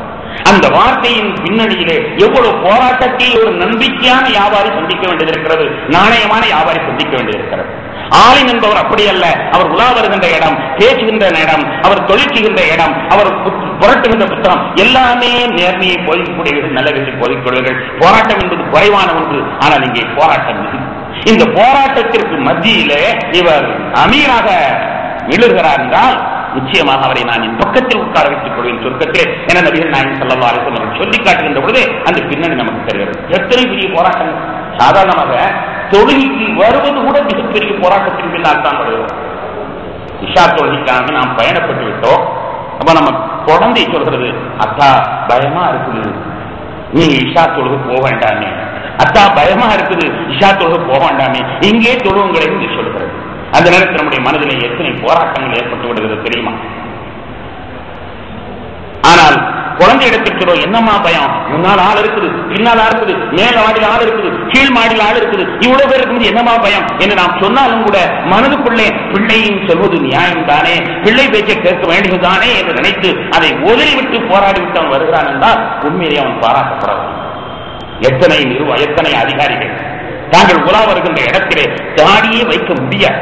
தாடி வைத்தால் நிச்சயமாக தன்னுடைய பதவியை பறிபோய்விடும் என்ற ஆபத்து இருந்தாலும் கூட எக்கேடு கட்டாலும் பரவாயில்லை, நான் வழிக்கத்தான் செய்வேன் என்று அவருடைய முகத்திலே தாடி வைக்கிறது. அந்த தாடி ஈமானுடைய ஜோதியின் அடையாளம் என்றால் அதன் பின்னணியில் இருக்கக்கூடிய போராட்டம் நமக்கு தெரிகிறது. மன போராட்டம் எவ்வளவு பெரிய போராட்டத்தின் பின்னால் அவர் அதை செய்திருப்பார். ஒருவர் தொழுகைக்காக வேண்டி வருகிறார். வியாபார நேரத்திலே கஸ்டமர்கள் எல்லாம் ஈக்களை போன்று மொய்த்துக் கொண்டிருக்கின்ற வேளையிலே தொழுகை என்னும் கடமை அவரை உந்துகின்ற பொழுது, வாங்கொலி கேட்ட பொழுது அவரால் இருக்க முடியவில்லை. அப்படியே எல்லாவற்றையும் போட்டுவிட்டு எனக்கு லட்சம் கிடைத்தாலும் சரிதான், லட்சம் போனாலும் சரிதான், நான் தொழாமல் செய்ய மாட்டேன் என்று விட்டுவிட்டு ஓடி வருகிறாரே. தொழ போராட்டத்திற்கு பின்னால் அவர் வருகிறார். அந்த போராட்டம் நிச்சயமாக சாமானியமானதல்ல. ஒரு தாடி வைப்பதாக இருந்தாலும் சரி, ஒரு தொழுகை நடத்துவதாக இருந்தாலும் சரி, தான் செய்கின்ற அந்த பணிகளுக்கு மத்தியிலே தொழுகையும் மற்ற இபாதத்துகளையும் செவ்வனை செய்வது என்றால் அது ஒரு சாதாரணமான காரியம். நான் ஜுப்பா போட வேண்டும், அது ஒரு சுண்ணத்தான ஆடை என்று எண்ணிக்கொண்டு ஜுப்பா போடுவதற்காக வேண்டி அவர் எவ்வளவு பெரிய தியாகங்களை செய்ய வேண்டியிருக்கிறது. அவைகள் பின்னணியெல்லாம் போராட்டம். கண்ணியத்திற்குரியவர்களே, நபிகள் நாயகம் ஸல்லல்லாஹு அலைஹி வஸல்லம் இதனால் தான் சொல்வார்கள், நாம் சின்ன யுத்தத்திலிருந்து திரும்பி விட்டோம் பெரிய யுத்தத்தின் பால். சின்ன யுத்தத்திலிருந்து நாம் திரும்பி விட்டோம் பெரிய யுத்தத்தின் பால் என்று நபிகள் நாயகம் ஸல்லல்லாஹு அலைஹி வஸல்லம் சொல்வார். சின்ன யுத்தத்திலிருந்து திரும்பி விட்டோம் என்றால் என்ன? தபூக் என்ற மிகப்பெரிய பயங்கரமான யுத்தம். தபூக் என்ற யுத்தத்திற்கு அவர் சென்று வந்திருக்கிறார். தபூக் என்ற அந்த யுத்தத்திலே கடுமையான வெப்பம், கடுமையான தூரம், கையில் உண்ணுவதற்கு ஒன்றுமே இல்லாத காலம். எப்படி என்றால் அந்த ராணுவ வீரர்களுக்கு உணவு ஒரு பேரிச்சம்பழத்தை எடுப்பார், எடுத்து ஒருவர் வாயில வைத்து சுவைத்து அந்த ஒரு பழத்தை அவர் சாப்பிட்டு விடக்கூடாது. அதை உடனே எடுத்து அடுத்த வீரருக்கு கொடுக்க வேண்டும். அவர் அதை தப்புவார். ஒரு தப்பு தப்பி விட்டு அடுத்த வீரருக்கு கொடுக்க வேண்டும். இதுதான் ஒரு ராணுவ வீரருக்கு ஒரு தடவை, ஒரு நாள், ஒரு வேளை. கொஞ்சம் எண்ணி பாருங்க, ராணுவ வீரர்கள் அவர்களுக்கு எவ்வளவு போஷாக்கான உணவு கொடுக்கப்பட வேண்டும். ஆனால் கொடுப்பதற்கு யாரும் இல்லை. யாரும் இல்லாத காரணத்தினால் பேரித்தம்பளத்தினுடைய ஒரு சப்புதல் தான் ஒரு ராணுவ வீரனுக்கு உணவாக இருந்திருக்கிறது என்றால் அது எவ்வளவு சிரமமான யுத்தம். அப்படியே அந்த பேரித்தம்பளம் கரைந்து போய்விடும். அதன் பிறகுதான் புதிதாக வேறொரு பேரித்தம்பளத்தை அடுத்தவருக்கு எடுத்துக் கொடுப்பார். அவர் ஒரு சப்ப வேண்டும். இத்தகைய யுத்தத்திலிருந்து திரும்பின பொழுது நபிகள் நாயகம் ஸல்லல்லாஹு அலைஹி வஸல்லம் சொன்னார்கள், சரி, சின்ன யுத்தத்திலிருந்து நாம் திரும்பி வந்துட்டோம், ஆனால் பெரிய யுத்தத்திற்கு திரும்ப செல்ல போகிறோம் என்று கூறுகிறார். எது பெரிய யுத்தம் என்று கேட்டபொழுதுதான் நம்முடைய மனப்போராட்டம், நம்முடைய மனதோடு நாம் செய்கின்ற போராட்டம் இருக்கிறதே, அது நம்முடைய உள்ளேயே இருந்து கொண்டு நம்மை செல்லரிக்கின்ற போராட்டம். வீரன் இருக்கிறானே எதிரி களத்திலே, எதிரியில் இருக்கிறான், வெளியே இருக்கிறார். ஆனால் இது நம்முடைய உள்ளுக்குள்ளே இருந்து நமக்கு போராட்டம் நடத்தக்கூடியது. இதை நாம் சமாளிப்பதுதான் மிகப்பெரிய ஜிஹாத் என்பதாக நபிகள் நாயகம் ஸல்லல்லாஹு அலைஹி வஸல்லம் குறிப்பிட்டு காட்டுகிறார். கணேசத்துக்குரிய பெருமக்களே, இந்த பள்ளிவாசலுடைய மெஹராபுக்கு அந்த பேர் வந்த கதையை பற்றி சொல்வார். மெஹராப் என்றால் யுத்தம் செய்கின்ற இடம் என்று பொருள். நாம் என்ன பள்ளிவாசலுக்கு யுத்தம் செய்யவா வருகிறோம்? ஹர்ப் என்றால் யுத்தம், மெஹராப் என்றால் யுத்தம் செய்கின்ற இடம். இங்கே தொழுவிக்கக்கூடிய இந்த இடத்திற்கு மெஹராப் என்று பேரிட்டிருக்கார்கள். யாருக்கும் அதுல ரெண்டு கருத்து இருக்க முடியாது. அப்படிதான் ஒரு பேர் இல்லையே என்று யாரும் சொல்ல மாட்டீர்கள். மெஹராப் என்றுதான் பேர் என்று சொல்வீர்கள். அந்த வளைவாக நம்முடைய குரலை எதிரொலித்து பின்னால் வருபவர்களுக்கு அதிகமான சத்தத்தை கேட்க வைப்பதற்காக செய்யப்படுகின்ற அந்த வடிவம் இருக்கிறதே, அந்த கட்டட அமைப்பு, அதற்கு பேர் மெஹராப். ஏன் நபிகள் நாயகம் ஸல்லல்லாஹு அலைஹி வஸல்லம் அவர்கள் காலத்திலே அதற்கு அந்த பேர் இடப்பட்டது? மஸ்ஜித் நபவிக்கு சென்றால் தெரியும், மெஹராபுன் நபி ஸல்லல்லாஹு அலைஹி வஸல்லம். இது நபிகள் நாயகம் ஸல்லல்லாஹு அலைஹி வஸல்லம் தொழுவித்த இடம். மெஹராபு உஸ்மான், அதற்கு எதிரே உஸ்மான் இல்லா அவர்கள் தொழுவித்த இடம். இன்னொரு மெஹராப் டர்க்கி என்ற மன்னர் தொழுவித்த இடம் என்றெல்லாம் அந்த மெஹராப் என்றுதான் அங்கே அறிமுகப்படுத்தப்படுகிறது. பெருமானார் காலத்திலிருந்து இது பேர் சுட்டப்பட்டிருக்கிறது. அதற்கு அப்படி ஒரு பேர் வந்தது காரணம் என்ன? யுத்த களம். ஆம், தொழுகை என்பது நாம் மிகப்பெரிய அளவிற்கு யுத்தம் செய்கின்ற ஒரு பெரிய ஜிஹாத். அந்த மன போராட்டம், அந்த மனதை மிஞ்சுகின்ற அந்த போராட்டத்தில் யார் வெற்றி பெறுகிறார்கள், யார் தோல்வி பெறுகிறார்கள் என்பது அதிசயமான ஒரு முடிவு. எனவேதான் அந்த இடத்துக்கு மெஹராப் என்று பெயர் வைக்கப்பட்டிருக்கிறது. கணியத்திற்குரிய பெருமக்களே, ஹஜ்ரத் காலித் பின் வலீத் ரலியல்லாஹு அன்ஹு அவர்கள் ஒரு யுத்த காலத்திலே ஒரு எதிரியை கைது செய்தார். அந்த எதிரி உடனடியாக ஒரு வைர கொடி உண்டு வைத்திருந்தான். அதை வாய்க்குள் போட போனான். அரசர்களுடைய கால கதைகளில் நீங்கள் கேள்விப்பட்டிருக்கலாம்.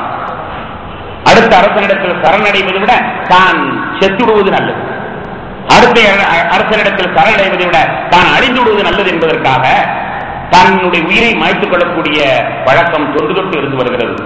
அந்த முறையில காலித் பின் வலீத் பிடித்த அந்த அரசன் உடனடியாக அந்த வைர கொடியை வாயில் போட்டுக்கொண்டு அவன் உயிரை மாய்க்க பார்த்தான். உடனே என்ன கொடு என்றார். காலித் பின் வலீத் அதை கையில் வாங்கினான். கையில் வாங்கிய உடனே என்ன இது என்று கேட்டார். இது பகைவனை அழிப்பதற்கு பயன்படுத்துவது, முடிந்தால் பகைவனை அழிக்க வேண்டும், இல்லையானால் தன்னை அழித்துக் கொள்ள. அவன் சொல்கிறார், இந்த கொடியை கொடுத்து எதிரியை அழித்துவிட வேண்டும், அப்படி இல்லையானால் தன்னை அழித்துக் கொள்ள வேண்டும், தான் ஜெயிக்க முடியவில்லையானால் தன்னை அழித்துக் கொள்ள. பகைவனை அழிப்பதற்குள்ள முடியா என்று கேட்டார். ஆம் என்றவுடன் அதை வாங்கி பிஸ்மில்லாஹி அல்லதி லா யதுர்ரு மஅஸ்மிஹி ஷைஇன் ஃபில் அர்தி வலா ஃபிஸ் ஸமாஇ வஸ்ஸமீஉல் அலீம். அல்லாஹ்வுடைய ஆற்றலை மிஞ்சுவர் உண்டா? அல்லாஹ்வை மிஞ்சக்கூடியவர்கள் யாரும் இருக்கிறார்களா? அந்த அல்லாஹ் சொல்லி சாப்பிடுகிறேன் என்று மடார்ந்து வாய்க்குள் போடுகிறார். அவன் அரசே போடாதீர்கள், அரசே உடனே உயிர் குடித்துவிடும், என்ன காரியம் செய்கிறீர்கள் என்று பாதறுகிறான். அப்போது அழகாக சொன்னார்கள், ஆம், பகைவனை ஒழிப்பதற்குள்ளது என்றுதானே சொன்னார். என் உள்ளே ஒரு பகைவன் இருக்கிறான், மிகப்பெரிய பகைவன், என்னோடு சதா போரிட்டுக் கொண்டிருக்கிறான், என் உள்ளத்திலே உட்கார்ந்து கொண்டு மிகப்பெரிய போராட்டங்களை நடத்திக் கொண்டிருக்கிறார். அவனை இன்று சாகடிப்பதற்கு சரியான வழி கிடைக்கின்றது, எனவே நான் உள்ளே போடுகிறேன் என்று உள்ளே போட்டார்கள். ஆனால் அல்லாஹ்வுடைய பரக்கத்தினால் அவர்களுக்கு ஒரு சின்ன இம்மி அளவும் இடைஞ்சலும் செய்யவில்லை என்பது அது கராமத் என்று சொல்லப்படக்கூடிய அற்புத சத்தியம். இங்கே சொல்ல வந்தது என்னவென்றால், என்னுடைய பகைவனை எக்காரணத்தாவது ஒழித்தாக வேண்டும். அவன் ஒரு பகைவன், அவன் என் உள்ளே இருக்கிறான் என்பதாக சொல்றார்களே, அதுதான் அந்த மனப்போராட்டம் என்று சொல்லுவோம். அந்த மனப்போராட்டத்தை கொல்லுவதற்கு ஞானிகள் பல வழிகளை கையாண்டிருக்கிறார். ஒரு பெரியவர், அவருடைய மனது ஹல்வா சாப்பிட வேண்டும் என்று சொல்லுகிறது. ஹல்வா சாப்பிட வேண்டும் என்று சொல்கிறது. என்ற நூலிலே இமாம் கஸ்ஸாலி ரஹ்மத்துல்லாஹி அவர்கள் அவருடைய பேர் சரித்திரம் எல்லாம் எடுத்து நமக்கு சொல்கிறார். ஹல்வா சாப்பிட வேண்டும் என்று மனது சொல்கிறது. போராட்டத்தின் உச்சகட்டத்திலே இருந்த அவர்கள் எத்தனையோ வருடங்கள் சொல்லி பார்த்தார்கள், அது ஆசைப்பட்டுக் கொண்டே இருந்தது. ஹல்வா சாப்பிட வேண்டுமானால் பணம் வேண்டும் அல்லவா, அதனால நாம் ஒரு வேலைக்கு போகலாம் என்று அவர்கள் முடிவு செய்தார். என்ன வேலை கிடைக்கிறது? ஒரு வேலையும் கிடைக்கவில்லை. மனித கழிவை தூக்கி சுமப்பது என்ற வேலைதான் கிடைக்கிறது. மனித கழிவை தூக்கி சுமப்பது, அந்த ஒரு வேலை தான் கிடைக்கிறது. அதை வேண்டும் என்றே அவர்கள் மேற்கொள்கிறார்கள். அதை மனித கழிவை எடுத்து தலையில் வைத்துக் கொண்டு அவர்கள் செல்கிறார். செல்லுகிற வழியிலே மழை பொழிந்து விடுகிறது. சரமாரியாக மழை கொட்டவும் அந்த மனித கழிவு வணிந்து உடம்பெல்லாம் ஓடுகிறது. அப்போது நாதா சொன்னார்கள், என் மனதே உனக்கு இதுவும் வேண்டும் இன்னமும் வேண்டும், என் மனதே உனக்கு இதுவும் வேண்டும் இன்னும் வேண்டும், அல்வா கட்டாய் அல்லவா, அனுபவி, நான் என்ன செய்வேன், அனுபவி என்று பாடம் போட்டிக்கொண்டே வந்தார்கள் என்பதாக வரலாம். தன்னுடைய மனோ போராட்டத்தை ஒடிப்பதற்காக ஒடுக்குவதற்காக மிகப்பெரிய மாய திட்டங்களை எல்லாம் அந்த பெருமக்கள் கையாண்டிருக்கிறார். ஏனென்றால் மன போராட்டத்தில் தான் மீட வேண்டும். ஒரு சமயத்தில் ஒரு பெரியார் நீண்ட காலமாக அவருக்கு ஒரு மாதுளம் பழம் சாப்பிட வேண்டும் என்ற ஆசை. மாதுளம் பழம் சாப்பிட மிகப்பெரிய ஆசையோடு அவர் காட்டிலே மாதுளம் பழத்தை தேடி சென்று கொண்டிருக்கிறார். சில காடுகள் யாருடைய பாதுகாப்பு இல்லாமல் பொதுவான அரசாங்க காடுகளாக இருக்கும். யாருடைய பாதுகாப்பினுடைய காட்டிலே போய் மாதுளம் பழத்தை பெற்றால் அது அவரிடத்திலே அனுமதி வாங்க வேண்டும், விலை கொடுக்க வேண்டும். எனவே சாதாரணமாக மறைக்கின்ற மலையிலே போய் அந்த பழத்தை சாப்பிடுவோம் என்று அவர்கள் தேடி சென்று கொண்டிருக்கிறார். அங்கு பார்த்தால் ஒரு ஞானவான் உட்கார்ந்திருக்கிறார். அவருடைய மேனியிலே குளவிகள் கொட்டிக் கொண்டிருக்கின்றன. இதுவும் இமாம் கஸ்ஸாலி ரஹ்மத்துல்லாஹி அவர்கள் யஹ்யா உல்-முத்தீனிலே சொல்லக்கூடிய நடந்த ஒரு வரலாறு. குளவி, தேன் குளங்களை போன்று குளவிகள் ஒரு மனிதனை கொட்டிக் கொண்டிருக்கின்றன. அதை பார்த்தால் அந்த மகானை பார்த்து கேட்டார்கள், ஏன் அல்லாஹ்விடத்தில் நீங்கள் ஒரு துஆ செய்யக்கூடாதா? உங்களை பார்த்தால் அல்லாஹ்வுடைய நேசராக தெரிகிறது, நீங்கள் அல்லாஹ்விடத்தில் ஒரு துஆ செய்யக்கூடாதா? இந்த குளவிகள் எல்லாம் விலகுவதற்கு அல்லாஹ்விடத்தில் துஆ செய்யக்கூடாதா? அப்போ இந்த மகான் கேட்டார், இந்த குளவிகள் கொட்டினால் என்ன ஆக போகிறது? இந்த தசை வீணாகும் அல்லது உள்ளே ரத்தம் வீணாகும். அல்லது இந்த சரீரம் நான் போடுவதானே, இதற்கு போய் துவா கேட்க சொல்கிறே. ஆனால் உம்முடைய மனதிலே ஒரு மாதுளம் பழம் என்ற விஷத்தேள் கொட்டிக் கொண்டிருக்கிறது. உங்களுடைய மனதிலே மாதுளம் பழம் என்ற ஒரு விஷத்தேள் கொட்டிக் கொண்டிருக்கிறது. அதை விட்டு நீர் பாதுகாப்பு கேட்கக்கூடாதா? என்னுடைய இந்த கொலை கொட்டாவது இந்த சதையோடு போய்விடும், ஆனால் அந்த மாதுளம் பழம் வேண்டும் என்ற ஆசை என்று கொட்டு உங்களுடைய ஆத்மாவே பாய்த்துடுமே. உங்களுடைய கொட்டு மிக பயங்கரமான கொட்டு அல்லவா? அதை விட்டு நீர் பாதுகாப்பு தேடாது இருந்து கொண்டு என்னிடத்தில் சொல்ல வந்து விட்டீரா? இந்த கொலவை கூட்டிலிருந்து கொட்டுதலிருந்து பாதுகாப்பு ஏன் கேட்கவில்லை என்று கேட்கிறா? கண்ணியத்திற்குரிய பெருமக்களே, அந்த மகான்கள் எல்லாம் அந்த மன போராட்டத்திலிருந்து விடுதலை பெறுவதற்காக எவ்வளவு பெரிய தத்துவங்களை கையாள ஆரம்பித்தார் என்பது வரலாறு சொல்லக்கூடிய செய்தி. ஆனால் அத்துணை முயற்சிகள் நமக்கு செய்ய வேண்டியதில்லை என்றாலும் கூட நாமும் அந்த மனப்போராட்டத்திலிருந்து விடுபட்டுத்தான் ஆக வேண்டும். அந்த மனப்போராட்டத்திலிருந்து விடுவதற்காக வேண்டி அல்லாஹ்விடத்தில் நாம் பிரார்த்தனை செய்யவும் வேண்டும். கண்ணியத்திற்குரிய பெருமக்களை, மனப்போராட்டங்களுடைய யார் அந்த மனப்போராட்டத்திற்கு கட்டுப்பட்டு மனதுக்கு பின்னால் போய்விடுகிறார்களோ அவர்கள் அழிந்தொழிந்து போய்விடுகிறார்கள். யார் அந்த மனப்போராட்டத்தை வெல்லுகிறார்களோ அவர்கள் மகான்களாக போற்றப்படுகிறார்கள் என்ற செய்தி திருக்குர்ஆனிலே வரலாற்று ஒளியிலே பல வரலாற்றை அல்ல எடுத்துச் சொல்வான். யூசுப் அலைஹிஸ்ஸலாத்துடைய வரலாற்றை கொஞ்சம் எண்ணிப்பார்கள். நபி யூசுப் அலைஹிஸ்ஸலாம் அவர்கள் நல்ல வாலிபனாக இருக்கின்ற வேளையிலே அழகான ஒரு பெண்மணி அவர்களை இச்சையை இணக்குமாறு வற்புறுத்துகிறார். அழகான பெண் ஜுலைஹா என்ற அழகான பெண்ணை அவர்களை வற்புறுத்துகிறார். நிலைமை என்ன தெரியுமா? அவள்தான் எஜமானி. எஜமானி என்றால் வெறும் முதலாளி மட்டுமல்ல, எல்லா விதமான அதிகாரம் விலை கொடுத்து கூட வித்துவிடக்கூடிய அதிகாரம் படைத்த அந்த எஜமானி என்ன செய்தால் கேட்பதற்கு நாள் இருக்காது. அது மட்டுமல்ல, தனிமையிலே விடப்பட்டவர், யாருக்கும் ஒரு காக்காய் கூட என்ன நடக்கிறது என்பது வெளியில் தெரியாது. எஜமானியும் வேறக்காரன் இருக்கிறார்கள் என்றுதான் எண்ணிக்கொண்டு செல்வார்கள். 8 கதவுகள் அடைக்கப்பட்டு இருக்கிறது. 8 மாளிகளை கடந்துதான் யார் வருவதாக இருந்தால் வர வேண்டும். அப்படி 8 கதவுகள் அடைக்கப்பட்டிருக்கின்றது. உள்ளே எஜமானி அழகு பொருந்திய வதனம் படைத்தவள் மட்டுமல்ல, தன்னுடைய வயதுக்கு ஒத்த நிலையில் உள்ள ஒரு பெண்மணி அவளான வற்புறுத்துகின்றார். விடாமல் என் இணக்கத்திற்கு கட்டுப்பட்டுத்தான் ஆக வேண்டும் என்று கூப்பிடுகிறார். திருக்குர்ஆனில் அல்லாஹ் அந்த வரலாற்றை அப்படியே அந்த காதல் காவியத்தை வேக்குவதை போன்று விளக்குவதை போன்று அல்லாஹ் தஆலா அந்த வார்த்தை ஜோடனைகளை கொண்டு வருவான். சையதுனா யூசுப் அலைஹிஸ்ஸலாத்துடைய அந்த வரலாற்றை அதை சொல்லி காட்டுவான். வலகத் ஹம்மத் பிஹி வஹம்ம பிஹா வலகத் ஹம்மத் பிஹி வஹம்ம பிஹா லௌலா அர்ரா புர்ஹான ரப்பி. அதோட நிறுத்திக்கொள்வான். அவளும் நாடிவிட்டாள், அவரும் நாடிவிட்டாள். வாசம் இன்று நாம் அதை ஒரு பெரிய காவியத்தினுடைய வாசங்களா நாம பார்ப்போம். 1400 ஆண்டுகளுக்கு முன்னாலே அல்ல அந்த காவல் காவியத்தை படைத்திருக்கான். வலகத் ஹம்மத் பிஹி வஹம்ம பிஹா, அவரும் நாடிவிட்டார், அவளும் நாடிவிட்டார். லௌலா அர்ரா புர்ஹான ரப்பி, தன்னுடைய இறைவனுடைய ஆதாரம் ஒன்றை மட்டும் அவர் என்று பார்க்காமல் இருந்திருந்தால் பதிலே சொல்லலாம். பார்க்காமல் இருந்திருந்தால் திருக்குர்ஆன் சொல்லக்கூடிய என்ன சொல்கிறது? முழுமையான சூழ்நிலை, தப்பு வெளியில் தெரிய முடியாது, அழகான வதனங்கள். இந்த நேரத்திலும் மனதும் நாடுகிறது. இந்த நேரத்திலும் மன போராட்டத்திலே அந்த நேரத்தில் அவர் மட்டும் அல்லாஹ்வுடைய அருளை பெறவில்லையானால், அல்லாஹ்வுடைய அருளை பெற்று திசை திரும்பவில்லையானால் எதுவோ நடந்திருந்தால் என்னாகும் என்பதை எண்ணிப்பார்கள். அன்று அவர்கள் அந்த இச்சைக்கு இணங்கியிருந்தால் என்னாகும் என்பதை எண்ணி பாருங்கள். திருக்குர்ஆனிலே போற்றப்படுகின்ற ஒரு நபியா அல்லாஹ் அங்கே கூறியிருப்பானா? மனோ இச்சைக்கு இடம் கொடுத்திருந்தால் என்ன ஆகியிருக்கும்? யூசுப் அலைஹிஸ்ஸலாம் இணங்கினார்கள் என்று வைத்துக் கொள்ளுங்கள். மனித ரீதிதான், மனிதன் தான் தவற வாய்ப்பு இருக்கிறது என்று சொல்லி தவறு இருந்திருந்தால் என்ன இருக்கும்? திருக்குர்ஆனிலே போற்றப்படுகின்ற ஒரு பெரும் நபியாக யூசுப் அலைஹிஸ்ஸலாத்தை விஸ்தரிக்கப்பட்டிருக்குமா? அந்த மன போராட்டத்திலே அவர்கள் வென்று விட்டார்கள். லௌலா அர்ரா புர்ஹான ரப்பி, இறைவனுடைய ஆதாரத்தை மட்டும் பார்க்கவில்லையான எதுவோ நடக்கும். மனப்போராட்டத்தை அல்லாஹ் இங்கு சித்தரித்து காட்டுகிறார். உங்களுக்கு சாதகமான எல்லா சூழ்நிலையும் இருக்கிறது, தவறு செய்வதற்கான எல்லா சூழ்நிலையும் இருக்கிறது. அந்த நேரத்தில் நீங்கள் தவறிவிட்டீர்களே ஆனால் சரித்திரத்தில் இல்லாமலாக்கப்படும். ஆனால் அந்த நேரத்தில் நீங்கள் மிஞ்சி விட்டீர்களே ஆனால், வென்று கொண்டு விட்டீர்களே ஆனால், மிக பிரமாதமான இடத்திலே உங்களுடைய புகழ் பரவும், உங்களுடைய லட்சியங்கள் உயரும், உங்களுடைய வியாபார தளங்கள் உயரும். நபி யூசுப் அலைஹிஸ்ஸலாத்து வஸ்ஸலாம் அவர்கள் மன போராட்டத்திலே வென்று விட்டார்கள். எதனால் ஒரு ரசூலாக ஒரு நபியாக அவர்கள் சித்தரிக்கப்படுகிறார்கள் என்பதை குர்ஆனிலே சொல்லி காட்டுகிறது. கண்ணியத்திற்குரியவர்களே, இன்னொரு வரலாற்றையும் அல்லாஹ் கூறுவான். மூசா அலைஹிஸ்ஸலாத்துடைய காலத்திலே, மூசா அலைஹிஸ்ஸலாத்து வஸ்ஸலாம் அவருடைய காலத்திலே فَمَثَلُهُ كَمَثَلِ الْكَلْبِ إِنْ تَحْمِلْ عَلَيْهِ يَلْهَثْ أَوْ تَتْرُكْهُ يَلْهَثْ என்ற வசனத்தின் வாயிலாக சொல்வான். மூசா அலைஹிஸ்ஸலாத்துடைய காலத்திலே ஒருவன் இருந்தான். பல்ஆம் இப்னு பாஊரா என்ற ஒரு பெயர். திருக்குர்ஆனில் அந்த வரலாறு சொல்லித் தரப்படுகிறது. பல்ஆம் இப்னு பாஊரா என்ற அவனுக்கு பெயர். அவன் ஒரு சிறந்த ஞானி.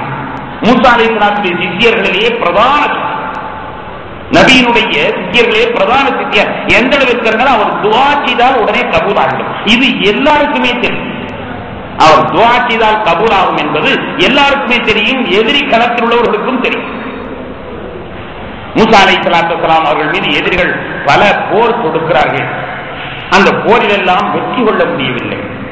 கடைசியில் அவர்கள் முடிவு செய்கிறார்கள், நம்ம வெற்றியாக வேண்டுமானால் பல்ஆம் இப்னு பாஊராவை எப்படியாவது நமக்கு சாதகமாக துஆ செய்ய சொல்ல வேண்டும். பல்ஆமை நமக்கு சாதகமாக துஆ செய்ய சொல்ல வேண்டும். எப்படியாவது அவரை தன் பக்கம் இழுக்க வேண்டும் என்று அவர்கள் முடிவுகிறார்கள். பலவிதமான வலைகளை விரித்து கடைசி அவர் அவருடைய மனைவியின் மூலமாக பல்ஆமை தன்னுடைய வழிக்கு கொண்டு வந்து விடுகிறார். பல்ஆம் ஒன்றும் செய்ய வேண்டாம், மூசாவுக்கு எதிராக நாங்கள் போர் எடுக்கிறோம், எங்கள் அணி வெற்றி அடைய வேண்டும் என்று ஒரு துஆ செய்வோம், உமக்கு பண முடிப்புகள் தருகிறோம். மிகப்பெரிய போராட்டத்திற்கு மத்தியிலே அவர் இணங்கினார். மலையிலே ஏறி துஆ செய்வதற்காக வேண்டி அவர் கையை நீட்டுகிறார். நாக்கு தொங்கிவிட்டது. துஆ செய்வதற்கு நாக்கு அல்லாஹும்ம என்று சொல்ல வேண்டும் அல்லவா, அல்லாஹும்ம என்று சொல்ல வேண்டும் அல்லவா, யா அல்லாஹ் மூசாவுக்கு தோல்வியை கொடு, இந்த மக்களுக்கு வெற்றியைத்தான் என்று சொல்வதற்காண்டி என்றார். நாக்கு தொங்கிவிட்டது. கமசலில் கல்வி, நாய் நாக்கு மாதிரி அவர் நாக்கு ஆகிவிட்டது.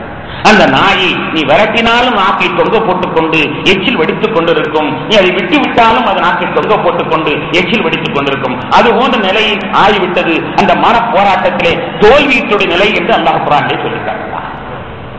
இப்படி மனிதனுடைய வாழ்விலே போராட்டங்களை ஜெயிக்க வேண்டும்.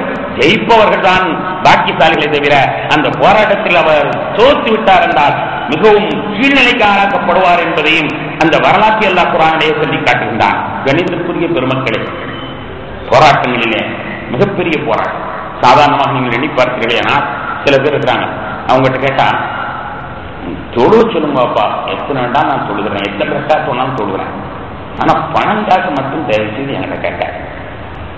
சிலர் அப்படி இருக்கிறாங்க, தொழுக வேண்டாம் சொல்லுங்க, எத்தனை வேண்டாம் நான் தொழுகிறேன், ஆனா பணம் காசு மட்டும் என்கிட்ட தயவு செய்து கேட்டார். அவருடைய மனது பணத்தை விட்டுக் கொடுக்காது. தொழுக வேண்டாம் எவ்வளவு வேண்டாம்.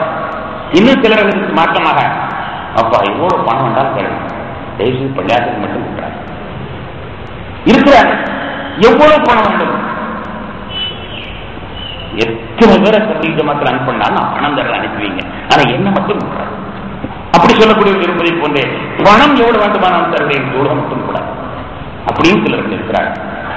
இன்னும் சிலர்களை பார்த்தால் நோம்பு தாராளம் வச்சுக்கிறேன், ஆனால் தொழுக மட்டும் மாட்டேன். நம்மளை சில பெண்கள் சிறுவர்களுடைய கதையெல்லாம் பார்த்தா தொழுகவே மாட்டாங்க, நோம்பு இருக்கிறாங்க.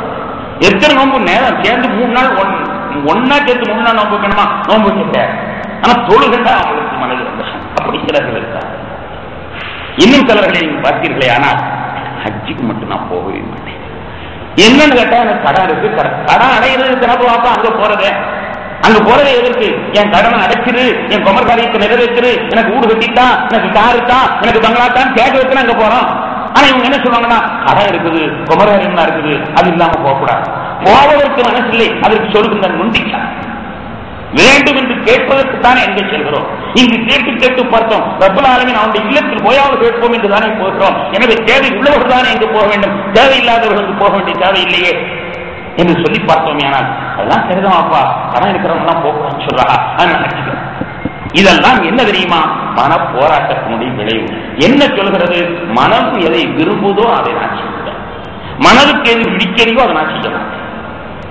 இவர்கள் உண்மையிலே அல்லாஹ்வுடைய அடியார்கள் அல்ல, மனத்தினுடைய அடியார். இவர்கள் அல்லாஹ்வுடைய அடியார்களாக இருந்தால் அவன் எதைக்கென்னாலும் செய்ய வேண்டும். அது மனம் விரும்புதோ வெறுக்கிறதோ, எதை சொன்னாலும் செய்ய வேண்டும். ரப்புல் ஆலமீன் 6666 வசனங்களை சொன்னார். அத்துணைக்கும் கட்டுப்படுவோம் தான் மூமின். மீனுடைய வாங்கல்கிட்டா சிலரை ஏற்றுக்கொண்டு சிலரை நீங்கள் நிராகரிப்பீர்களா என்று கேட்கிறார். சிலரை நீங்கள் நிராகரித்தால் உங்களுடைய மனதிற்கு நீங்கள் அடிமை. தன்னுடைய மனோய்ச்சியை கடவுளா பூஜித்துக் கொண்டிருக்கிறானே அவனை பற்றி உங்களுக்கு தெரியுமா என்று கேட்கிறார். மனோய்ச்சி தான் கடவுள். மனம் எதை விரும்புகிறதோ அதுதான் நான் செய்வேன். என் மனசுக்கு அது பிடிக்கல அதை நான் செய்ய மாட்டேன் என்று ஒதுகிறான் என்றால் அல்லாஹ்வுடைய அடிமை அல்ல, மனதிற்கு அவன் அடிமையாக இருக்கிறான். அவன் உண்மையிலேயே அல்லாஹ்வுடைய அடிமை அல்ல என்பதை திருக்குறானிலே அல்லாஹ் தஆலா சொல்லி காட்டுகின்றான். கண்ணியத்திற்குரிய பெருமக்களே, எனவே நாம் நம்முடைய வாழ்க்கையிலே மிகப்பெரிய போராட்டங்களை சந்தித்து ஆக வேண்டும். இந்த போராட்டம் என்பது தீர்ந்துவிடக்கூடிய நாள் ஒரு பக்கத்தில் அல்ல. நம்முடைய மௌத்து வரை இந்த போராட்டம் நடைபெற்றுக் கொண்டுதான் இருக்கும். மரணம் வரை தொடர்ந்து கொண்டுதான். நாம் அதிலே வெற்றி பெறுவது என்பது அது மிகவும் ரொம்பவும் சொற்பமானதுதான். ஆனாலும் கூட வெற்றி பெறுவதற்கான முயற்சியை நாம் விட்டுவிடக் கூடாது. ஒவ்வொரு நாளும் அதை வெற்றி பெறுவதற்கான முயற்சியை மேற்கொள்ள வேண்டும். போராட்டங்கள் ஒவ்வொரு காரியத்திலும் போராட்டங்கள் தான் இருக்கும். சொல்ல போனால் 9 பகுதி தீமையின்பால் நம்மை தூண்டினால் ஒரு பகுதி தான் நம்மை நன்மையின்பால் தூண்டும். அப்படிப்பட்ட இந்த போராட்டங்களுக்கு மத்தியிலே வெற்றி பெற வேண்டியது நம்முடைய லட்சியம். வெற்றி பெற்று ஆக வேண்டும். கணியத்திற்குரிய பெருமக்களே, அல்லாஹ்வின் மீது யார் அல்லாஹ்வுக்காக யார் ஜிஹாத் செய்கிறார்களோ அவர்களுக்கு நாம் வேண்டிய வழியை காட்டித் தருகிறோம். எப்படி அவர்களை போராட்டத்திலிருந்து விலகுதல் என்பதை கற்றுத் தருகிறோம் என்பதாக அல்லாஹ் குர்ஆனிலே சொல்கிறான். அல்லதீன ஜாஹது ஃபீனா லனஹ்தியன்னஹும் சுபுலனா. அல்லதீன ஜாஹது ஃபீனா, கொஞ்சம் ஜிஹாத் செய்து வாருங்கள், நாம் அவர்களுக்கு வழியை திறந்து விடுகிறோம். எப்படி நாம் அவர்களை எந்த நடையிலே சென்றால் எந்த வழியிலே சென்றால் ஷைத்தானை ஒடுக்க முடியும், மனோ இச்சையை ஒடுக்க முடியும், இறைவனை மகோன்னதமான அந்த இறைவனை சென்றடைய முடியும் என்ற வழியை நாம் காட்டித் தருகிறோம். ஆனால் நீங்கள் கொஞ்சம் முயற்சி செய்யும், கொஞ்சமாவது முயற்சி கொஞ்சமாவது செய்ய வேண்டும். முயற்சி எனக்கென்ன என்று இருப்பீர்களே, ஆனால் அல்லாஹும் எனக்கென்ன என்று இருந்து விடுவான். நீங்கள் கொஞ்சமாக முயற்சி செய்யுங்கள். நபிகள் நாயகம் ஸல்லல்லாஹு அலைஹி வஸல்லம் அதை விளக்கும் பொழுது ஒரு ஜானாவது நெருங்கிவாங்க. ஒரு ஜான் நெருங்கி வந்தா தான் அல்லாஹ் ஒரு முழம் நெருங்கி வருவான். அல்லாஹ் ஒரு முழம் நெருங்கி வருவது ஆரம்பத்தில் அல்ல. நீங்கள் ஒரு ஜான் நெருங்கி வந்தால் அல்லாஹ் ஒரு முழம் நெருங்கி வருவான். நீங்கள் ஒரு முழம் நெருங்கி வந்தால் அல்லாஹ் ஒரு பாகம் நெருங்கி வருகிறான். நீங்கள் அல்லாஹ் என்றால் நடந்து வந்தால் அல்லாஹ் ஓடோடி வருகிறான். நீங்கள் அல்லாஹ் என்றால் ஓடோடி வந்தால் உங்களை கட்டி அணைத்துக் கொள்கிறான். நீங்கள் பார்க்கும் கண்ணாக அவன் மாறுகிறான். நீங்கள் பேசுகின்ற வாயாக அவன் மாறிவிடுகிறான். நீங்கள் நடக்கும் காலாக அவன் மாறிவிடுகிறான். நீங்கள் எடுக்கும் காலமாக அவன் மாறிவிடுகிறான். என்னை கொண்டுதான் பார்ப்பான், என்னை கொண்டுதான் அவன் பிடிக்கின்றான், என்னை கொண்டுதான் அவன் நடப்பான் என்று சொல்கின்ற அளவிற்கு அல்லாஹ் அப்படியே அந்த மனிதனோடு ஒருங்கிணைந்து போய்விடக்கூடிய ஒரு காட்சி நடைபெறும். வெகு தூரத்திலே ஆனால் நம்மிடமிருந்து முயற்சிகள் மேற்கொள்ள வேண்டும். எனவே கண்ணியத்திற்குரிய பெருமக்களே, மன போராட்டங்கள் அது இந்த ரமலானிலும் நமக்கு தொடரக்கூடியதாக இருக்கிறது. நன்மை என்பால் நாம் போராட்டத்திலே வெற்றி கொள்வதற்கான சில முயற்சிகளை செய்ய வேண்டும். இமாம் கஸ்ஸாலி ரஹ்மத்துல்லாஹி அலைஹி சொல்வதை போன்று தக்பீரை கட்டி நாம் தொழுகையில் நிற்கிறோம் ஆனால் கொஞ்சமாவது நாம் முயற்சி செய்ய வேண்டும். குறைந்தபட்சம் ஒரு ரக்காத்தாவது நான் வேறு சிந்தனை இல்லாமல் முயற்சி, ஒரு ரக்காத் 4 ரக்காத் இல்லை என்றாலும் கூட ஒரு ரக்காத்தாவது நான் வேறு சிந்தனை இல்லாமல் சொல்வேன். அது முடியவில்லையானால் நான் கிராத் முடிகிறது வரைக்கும் வேறு சிந்தனை இல்லாமல் சொல்வேன். கிராத் முடிகிறது நான் ஷாஃபி ரஹ்மத்துல்லாஹி சொல்வதை கொண்டு தக்பீரை கட்டுகின்ற நேரத்திலாவது அல்லாஹ்வோடு ஒன்றிக்கும். குறைஞ்சபட்சம் தக்பீரை கட்டுகின்ற நேரத்திலாவது அல்லாஹ்வோடு அந்த குறைந்த முயற்சி. தக்பீரை கற்றும் பொழுது வேறு யார் சிந்தனையும் வராமல் அல்லாஹ்வோடு நான் ஒன்றிடுவேன் என்று அந்த முயற்சி நீங்கள் மேற்கொள்ளுங்கள். அதை எடுத்து குர்ஆன் ஓதும் வரை முயற்சி மேற்கொள்ளுங்கள். அதை எடுத்து ருக்கு வரை முயற்சி மேற்கொள்ளுங்கள். அதை எடுத்து ஒரு சஜிதா வரை, அதை எடுத்து 2 சஜிதா வரை, இப்படியே காலப்போக்கிலே ஒரு சிறு முயற்சி அல்ல, ஒரு நாள் 2 நாள் முயற்சி அல்ல, பல காலங்களாகும், பல நூற்றாண்டுகளாகும் உங்களுடைய முயற்சி வெற்றி அடைவதற்கு. ஆனால் இறுதியிலே 2 ரக்காத் தொழுது விட்டீர்களே, ஆனால் வேறு எந்த சிந்தனையும் இல்லாமல் போராட்டத்திலே வெற்றி பெற்று வேறு யாருமே என் பக்கத்தில் வரமாட்டார்கள், நானும் என்ற அப்பந்தான். வேறு யாரும் என் பக்கத்தில் வரமாட்டார்கள், நானும் என்ற அப்பந்தான் என்று 2 ரக்காத் தொழுகிறீர்களே, ஆனால் அவர் சொர்க்கத்திற்குரியவராக ஆகிவிடுகிறார் என நபிகள் நாயகம் ஸல்லல்லாஹு அலைஹி வஸல்லம் சொல்கிறார்கள். ஆனால் அதற்காக செய்ய வேண்டிய தியாகங்கள் கொஞ்சம் பட வேண்டிய பாடுகள் ஒன்றல்ல. ஒவ்வொரு நாளும் இன்று நான் முயற்சி செய்வேன், ஷைத்தானை வெல்லுவேன், இன்று முயற்சி செய்வேன், வெல்லுவேன் என்று தினமும் கண்ணிலே விளக்கணையை ஊற்றிக்கொண்டதை போன்று முயற்சி செய்தால் நபிகள் நாயகம் ஸல்லல்லாஹு அலைஹி வஸல்லம் சொல்வார்கள், உங்களை ஏமாற்றுவதற்காக இருக்கின்ற ஷைத்தான் ஒரு நாள் கூட தூங்குவது கிடையாது. எப்படியாவது உங்களை ஏமாற்ற வேண்டும் என்பதற்காக தூக்கமே இல்லாமல் தூக்கம் இல்லாமல் அவன் இருக்கிறான். ஆனால் அவனிருந்து தப்பிக்க வேண்டியவர்கள் நீங்கள் தூங்கிக் கொண்டிருக்கிறீர்களே. நபிகள் நாயகம் ஸல்லல்லாஹு அலைஹி வஸல்லம் சொல்றார்கள், ஹுஃபத்துல் ஜன்னத்து பில் மகாரிஹ். சொர்க்கம் பல போராட்டங்களை கொண்டு சூழப்பட்டிருக்கிறது. சொர்க்கம் பல போராட்டங்களை கொண்டு சூழப்பட்டிருக்கிறது. நரகம் ஆசைகளை கொண்டு சூழப்பட்டிருக்கிறது. ஆசைப்பட்டபடியெல்லாம் நடந்தா நேர நரகம் பெறலாம். ஆனால் சிரமங்கள், போராட்டங்கள் போராட்டங்கள் போராட்டங்கள் இந்த போராட்டங்களில் எல்லாம் தப்பித்து வந்தவர்தான் சொர்க்கத்துக்கு செல்ல முடியும். குப்பத்தில் ஜன்னத்துபில் பக்காரி குப்பத்தின் நார்பில் ஷஹவாத் என நபிகள் நாயகம் ஸல்லல்லாஹு அலைஹி வஸல்லம் அவர்கள் சொல்லி காட்டுவார்.